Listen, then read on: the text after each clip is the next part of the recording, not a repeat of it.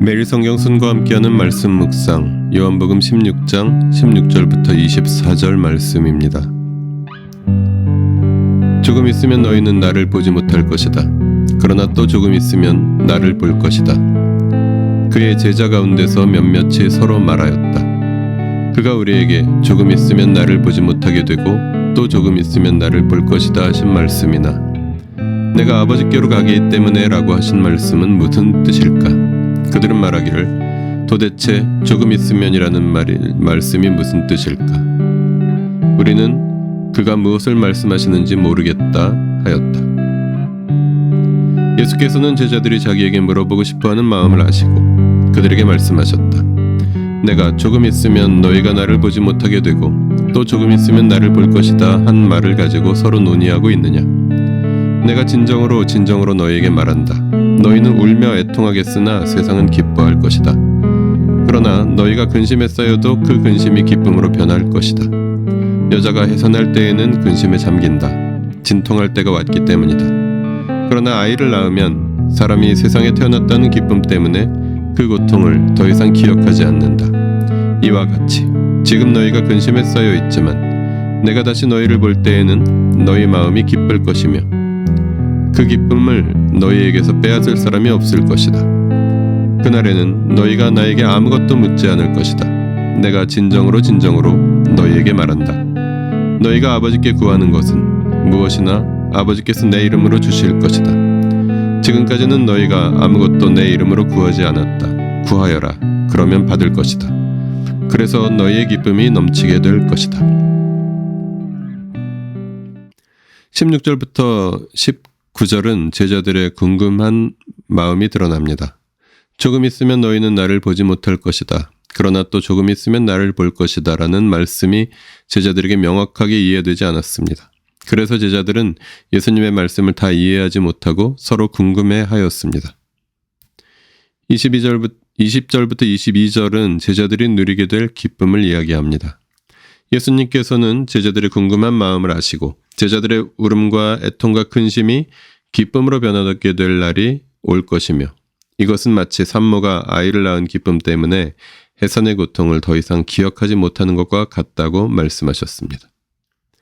23절부터 24절에서는 제자들이 받게 될 기도 응답에 대해서 말씀하셨습니다.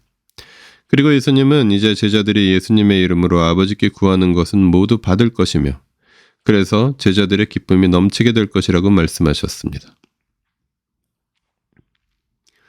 본문을 통해 무엇을 깨달을 수 있을까요? 고난 속에서 기뻐하며 기도하는 사람들. 주님의 십자가 고난은 제자들에게 분명 고통스러운 일입니다. 게다가 그 이후 제자들에게 닥쳐올 시련과 고난은 크고 강할 것입니다.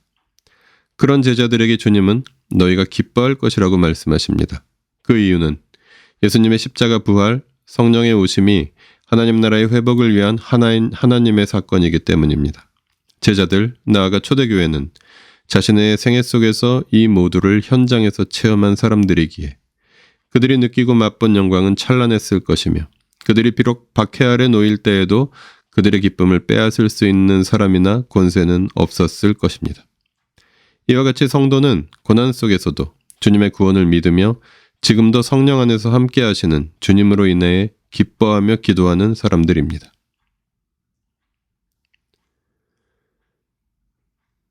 본문을 어떻게 삶에 적용할까요? 기쁨과 기도의 이유. 초대교회 제자 공동체의 선배들은 예수님을 빼앗기고 예수님을 잃어버렸지만 주님께서 회복시켜 주신 기쁨을 누릴 수 있었습니다. 그들은 자신들의 삶 속에서 자신들이 경험하는 고난을 통해 확장되어가는 하나님의 나라를 경험하며 기뻐할 수 있었습니다. 그들이 그렇게 기뻐할 수 있었던 원동력은 기도를 통해 예수님의 이름으로 하나님께 연결되어 있었기 때문입니다. 그들 자신의 능력과 해결책으로 고통과 문제에 맞섰던 것이 아니라 주님을 힘입을 수 있기 위해서 그들은 기도했고 하나님의 응답을 받았습니다. 기뻐할 수 있는 즐겁고 신나는 일들이 많이 생기지 않더라도 기뻐하며 기도하고 싶은 마음이 들지 않은 상황에서도 기도할 때 주님께서 기쁨을 허락하시고 기도를 들어주시겠다고 본문을 통해 말씀하십니다. 기도하시겠습니다. 기쁨과 기도가 저의 삶을 요약하는 단어가 되게 하여 주십시오.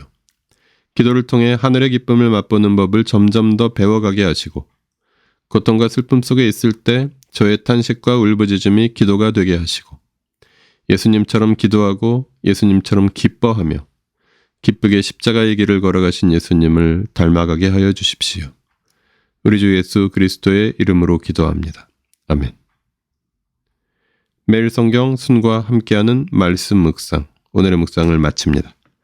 말씀이 함께하는 하루 보내십시오. 고맙습니다.